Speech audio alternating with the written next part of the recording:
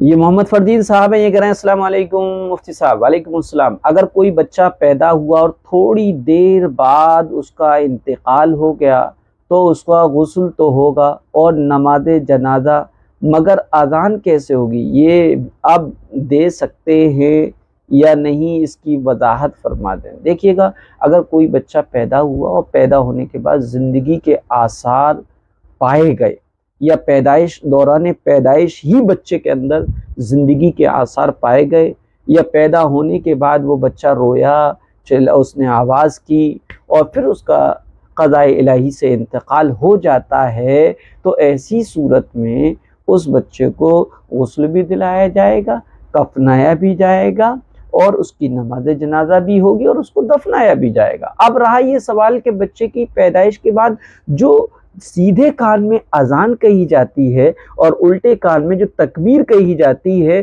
یہ تو کہی نہیں، تو اب اس کا اب کیا حکم ہے؟ تو اس کا جواب یہ ہے کہ اب اذان سیدھے کان میں، مردہ بچے کے سیدھے کان میں اذان دینے کی اور الٹے کان میں تکبیر دینے کی قطعاً ضرورت باقی نہیں رہی۔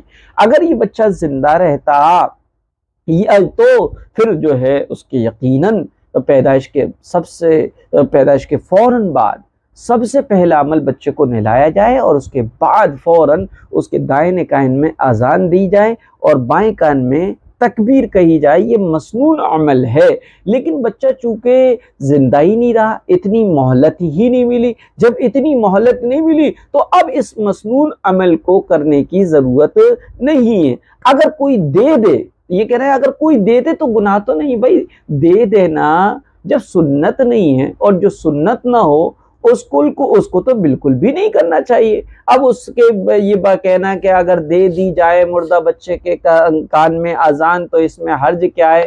تو حرج سب سے بڑا یہی ہے کہ شریعت جب کوئی حکم دے تو اس کو کیا جائے، اور جب شریعت نے کسی چیز کا حکم نہیں دیا پھر بھی اس کو کیا جائے تو یہی تو سب سے بڑا حرج ہے۔ لہذا بچے کے کان میں اذان دینے کی قطعاً کوئی ضرورت نہیں ہے۔